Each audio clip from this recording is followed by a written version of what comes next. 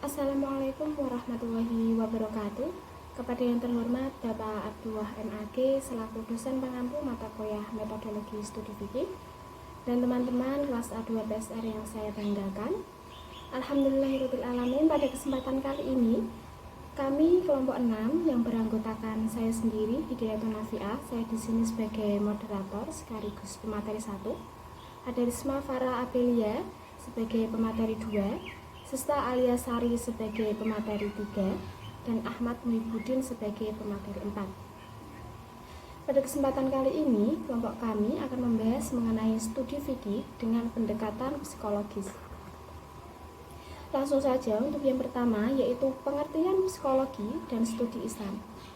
Secara bahasa, psikologi yang berasal dari bahasa Inggris, psikologi yang berasal dari bahasa Yunani, psiche, yang berarti jiwa, dan logos yang berarti ilmu pengetahuan.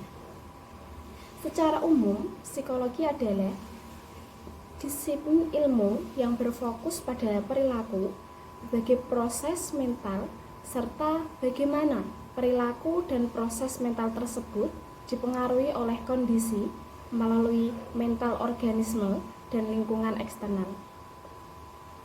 Sedangkan studi Islam sendiri yaitu suatu disiplin ilmu yang membahas Islam baik sebagai ajaran, kelembagaan, sejarah, maupun kehidupan umatnya.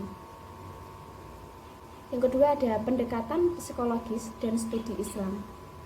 Kata jiwa sendiri atau kepribadian pada awalnya berasal dari bahasa Latin yaitu persona. Di dalam bahasa Inggris yaitu personality. Persona memiliki makna sama dengan topeng. Pada awalnya, istilah topeng ini digunakan untuk pemain sandiwara. Akan tetapi, pada saat ini telah menjadi suatu istilah untuk membuat gambaran sosial yang dimiliki oleh seseorang. Sedangkan dalam bahasa Arab kontemporer, kepribadian di sini disebut dengan istilah syakhsiyah.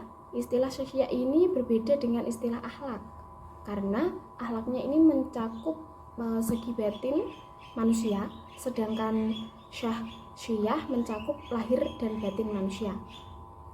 Jiwa di sini mencakup seluruh aspek dan dimensi psikis manusia yang terkandung di dalamnya sebagai kehidupan batin manusia dan segala sifat dan potensinya.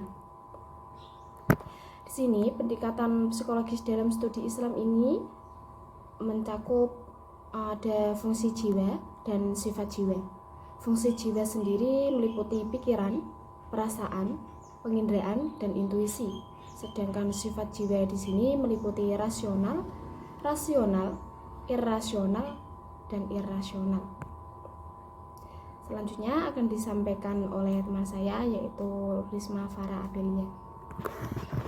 Selanjutnya yaitu unsur-unsur psikologi Islam. Unsur-unsur psikologi Islam dibagi menjadi 5. Yang pertama yaitu nafas atau jiwa, yang kedua kholq atau hati, yang ketiga akal, yang keempat syahwat atau nafsu syahwat, yang kelima hawa atau hawa nafsu. Yang pertama yaitu nafas atau jiwa. Menurut Mubarak, diri atau nafas memiliki arti sisi dalam manusia yang dicipta secara sempurna, di mana di dalamnya terkandung potensi baik dan buruk. Yang kedua, kholq atau hati. Menurut Al-Ghazali, kholq adalah unsur halus yang bersifat ketuhanan dan metafisik yang berada pada bentuk hati yang bersifat jasmani. Dengan hati juga manusia mampu menembus rahasia alam gaib serta nilai-nilai ketuhanan. Sedangkan menurut Mubarak, kholq bermaksud kepada jantung dan bukan hati, karena menurutnya ungkapan untuk hati ialah al-kabid. Karena apabila ditinjau secara etimologi, kholq memiliki makna bolak-balik. Hal ini menunjukkan sifat manusia yang suka bolak-balik dan tidak konsisten. Yang ketiga yaitu akal.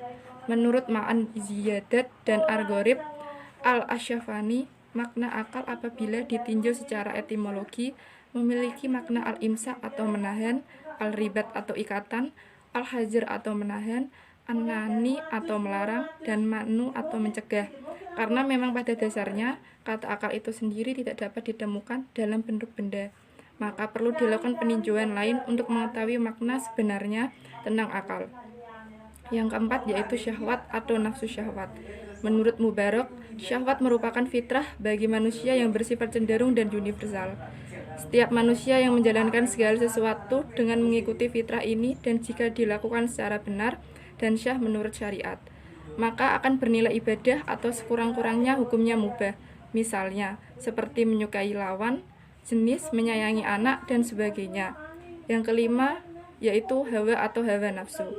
Mubarak mendefinisikan hawa nafsu sebagai dorongan bagi manusia kepada sesuatu yang bersifat rendah dan tanpa mempertimbangkan nilai-nilai moralitas. Apabila manusia mengikuti hawa nafsunya dalam menentukan pilihan, maka manusia tersebut akan mendapatkan kenikmatan yang sesaat atau sementara, dan bukan kenikmatan yang abadi. Dan sebaliknya, apabila manusia lebih mengikuti tuntunan agama dalam menentukan pilihan, maka akan mendapatkan kenikmatan yang abad. Tokoh psikologi agama. Yang pertama ada Al-Farabi, Al-Biruni, dan Ibnu Sina. Al-Farabi, Al-Biruni, dan Ibnu Sina merupakan filsuf muslim yang banyak menyumbangkan pengetahuannya dalam bidang psikologi, yang dengan pemahaman yang ia kemukakan menjadikan seseorang mampu memahami bagaimana perjalanan manusia itu dituntun oleh Tuhannya menuju kebenaran. Ia berpendapat bahwa dengan akal manusia akan memiliki kekuatan yang dahsyat yang dapat memancarkan kekuatan ruhiyah.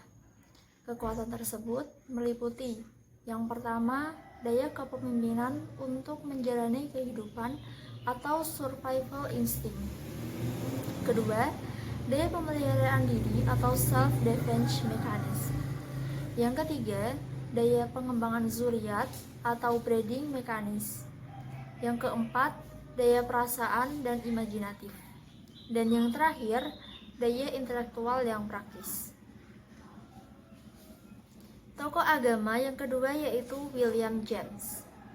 William James menyatakan bahwa agama merupakan institusi sosial yang mampu memfasilitasi manusia untuk mengembangkan potensi dirinya untuk mendekatkan diri dengan Tuhannya.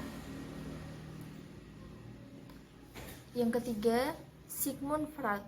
Sigmund Freud merupakan pakar psikologi yang terkenal dengan teori psikoanalisisnya.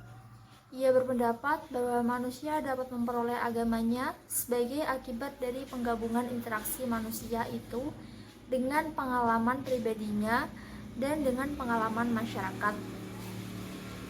Freud mengemukakan sebuah analogi yang sederhana, yaitu ketika seorang bayi atau anak kecil memiliki persepsi tentang pengendali dunia. Kemudian bayi atau anak tersebut menisbatkan pengendali dunia tersebut pada ayahnya. Yang terakhir, Carl Gustav Jung. Jung berpendapat bahwa agama merupakan landasan positif yang mengayomi aspek psikologi. Pandangannya yang lebih luas menyatakan bahwa agama merupakan sebuah institusi yang tercapai dari pengalaman keagamaan. Jung juga menyatakan bahwa agama merupakan wadah yang menyimpan warisan spiritual yang kemudian menjangkiti kelompok masyarakat tertentu setelah melewati berbagai macam transmisi. Metode penerapan pendekatan psikologi. Yang pertama, opposite therapy. Secara etimologi, opposite terapi dapat diartikan dengan terapi berlawanan. Dalam konteks Islam, maksud dari terapi berlawanan ini adalah terapi dengan cara mengganti sifat-sifat tercela dengan sifat-sifat terpuji. Adapun ayat Al-Quran yang menjelaskan tentang ini adalah yang artinya, "Hai manusia, sesungguhnya telah datang kepadamu pelajaran dari Tuhanmu dan penyembuh bagi penyakit-penyakit yang berada dalam dada dan petunjuk, serta rahmat bagi orang-orang yang beriman." Quran Surat Yunus ayat 57. Yang kedua ada ibadah. Ibadah dalam konteks di sini dibagi menjadi dua macam, yaitu sholat dan juga puasa. Contoh studi Islam dengan metode pendekatan psikologis. tentang masalah perasaan seorang ahli tasawuf yang merasa bahwa Allah selalu dekat dengan dan hadir dalam hatinya dan ia melakukan zikir secara terus-menerus dan secara sadar. Masalah pokok dalam kajian ini adalah perasaan dekat dengan Allah manusia ahli tasawuf dan bagaimana perasaan tersebut muncul.